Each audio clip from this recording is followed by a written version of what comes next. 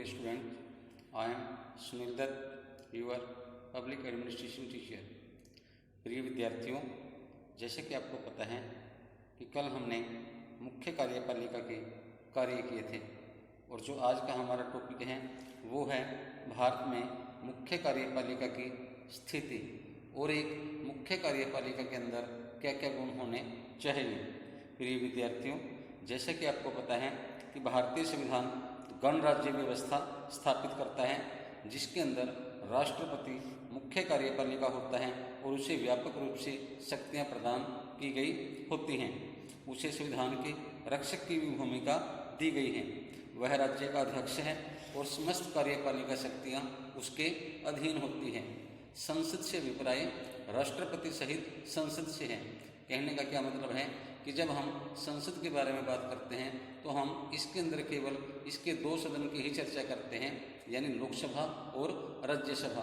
केवल मात्र दो सदन के कह देने से संसद पूरी नहीं होती।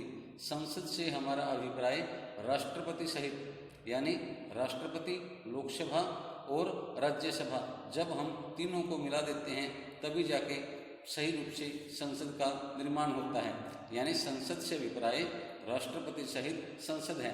लेकिन भारतीय संविधान गणराज्य के साथ साथ संसदात्मक व्यवस्था भी स्थापित करता है, जिसके अंदर जो राज्याध्यक्ष होता है वो नाममात्र की कार्यपालिका होती है और जो वास्तविक कार्यपालिका होती है वो प्रधानमंत्री सहित मंत्रिमंडल में पाई जाती है। संविधान के अनुच्छेद 74 यानी 74 में कहा गया है कि राष्ट्रपति की सहायता और सलाह देने के लिए एक मंत्री परिषद होगी जिसका अध्यक्ष प्रधानमंत्री होगा। लेकिन 42वें संविधान संशोधन 1976 के द्वारा अनुच्छेद 74 में संशोधन किया गया, जिसमें कहा गया कि राष्ट्रपति मंत्रिमंडल द्वारा दिए गए परामर्श के अनुसार कार्य करेगा।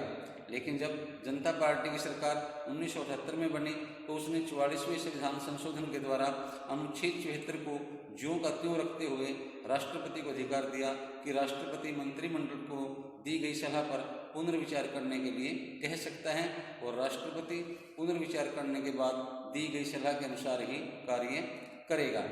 तो ये तो हमने की है कि भारत में मुख्य कार्यपालिका की स्थिति क्या है। आगे जो हम बातें कर रहे हैं वो है एक मुख्य कार्यपालिका के अंदर कौन कौन से गुण होने चाहिए। उसके अंदर अच्छा नेतृत्व होना चाहिए, सबल व्यक्तित्व होना चाहिए और उसके अंदर प्रशासकीय तथा राजनीतिक गुण भी होने चाहिए। जैसे पहला है अच्छा नेतृत्व। इसका क्या मतलब है?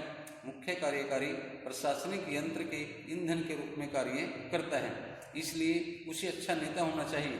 नेतृत्व का गुण इस बात में निहित है कि उसमें न केवल वाक्पटुता और कुशल अभिव्यक्ति की क्षमता होनी चाहिए, बल्कि उसमें अपने व्यक्तित्व को लक्ष्य से मिलने, दूसरे कर्मचारियों के साथ विश्वास और अच्छे संबंध बनाने की योग्यता भी होनी चाहिए। इसके साथ साथ उसका जो व्यक्तित्व है सबल होना चाहिए। सबल मतलब मजबूत होना चाहिए। जैसे किसी ने कहा है कि जिस प्रकार केवल कपड़े पहनाकर एक पुतले को मनुष्य नहीं बनाया जा सकता, उसी प्रकार केवल वैधानिक शक्तियां प्रदान करने पर एक व्यक्ति या व्यक्ति समूह मुख्य कार्यपालिका नहीं बन जाता। इसके लिए आवश्यक है कि मुख्य कार्यकारी अपनी शक्तियों और व्यक्तित्व का संतुलन बनाए रखें। इसके साथ साथ उसके अंदर प्रशासकीय और राजनीतिक गुण भी होने चाहिए। तो प्रिय विद्यार्थियों, आज हमने ये सफल मुख्य कार्यपालिका के गुण और मुख्य कार्यपालिका की स्थिति के बारे में बातें की। बाकी जो बातें हैं वो हम कल करेंगे। धन्यवाद।